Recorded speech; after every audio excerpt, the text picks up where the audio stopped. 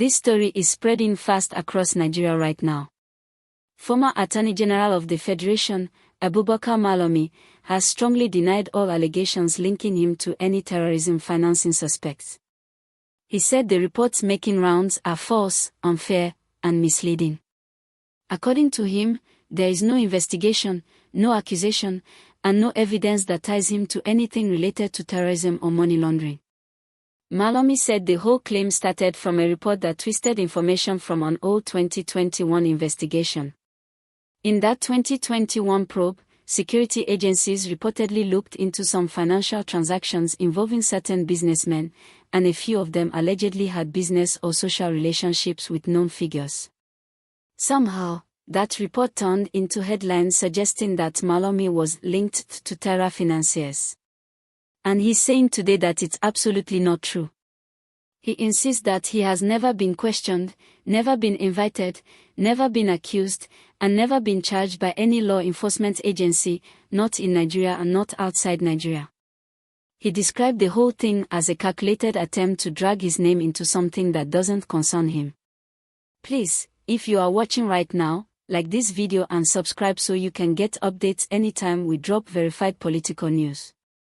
Malami said the people spreading these claims are not being honest. He believes some of them are using politics to create controversy and turn Nigerians against him.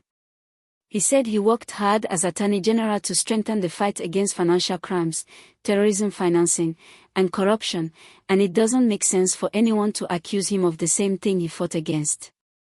He also reminded Nigerians that during his time as Attorney General, he helped push for stronger laws, like the Money Laundering Prevention Act and the Terrorism Prevention Act, both passed in 2022, which gave the government and security agencies more power to track and stop illegal funds. Now, many Nigerians are watching closely, because whenever you hear words like terror financing, it immediately creates tension. It's a serious matter, and people want to know the truth. That's why this story is trending. But as of now, there is no official investigation or evidence against Malami.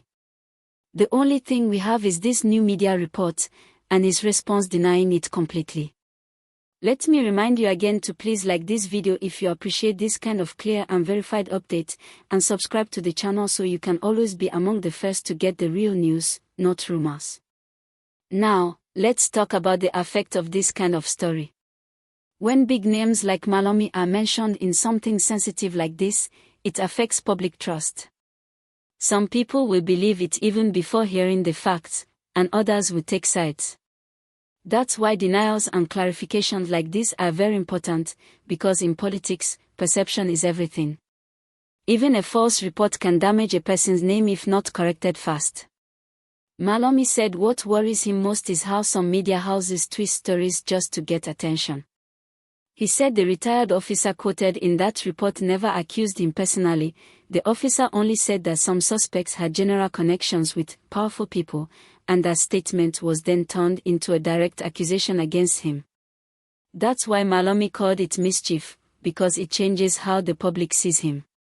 But even with his denial, some Nigerians are still calling for full transparency. They want the agencies to release the full details of that 2021 investigation, who was involved, what businesses were checked, and what the results were. They say if everything is made public, it will stop all the speculation and calm the tension. You can tell me what you think in the comment section. Should the government publish those old reports? Or is Malami's statement enough? Tell me your view below, and while you do that, please click the like button and subscribe. It helps this channel grow and helps us keep bringing you the facts clearly. Now, this isn't the first time Malami's name has appeared in controversial reports. As a public official who served for years under the Buhari administration, he's been one of the most talked about figures in Nigeria's legal and political space. Some praise him for reforms, others criticize him for political decisions he made while in office. So, any story involving him always draws attention, whether it's positive or negative. He's saying now that this particular one is a false alarm, and that people should focus on verified sources, not sensational stories. He also said he has no reason to ever be connected to something that goes against the laws he helped to enforce. If you're still watching right now, thank you, and please, take 1 second to like this video and subscribe so we can keep growing together. Now, let's look at what this means beyond Malami himself. This story opens a bigger conversation about how quickly fake or twisted news spreads in Nigeria, especially online. One report can come out and within hours, it's on blogs, WhatsApp, and social media, with everyone adding their own version. Sometimes, the truth becomes harder to find. That's why this situation is a lesson, not just for politicians but for all of us. It reminds everyone that we must be careful about what we read, share, or believe online. Malami's statement shows how fast misinformation can damage reputation and cause confusion.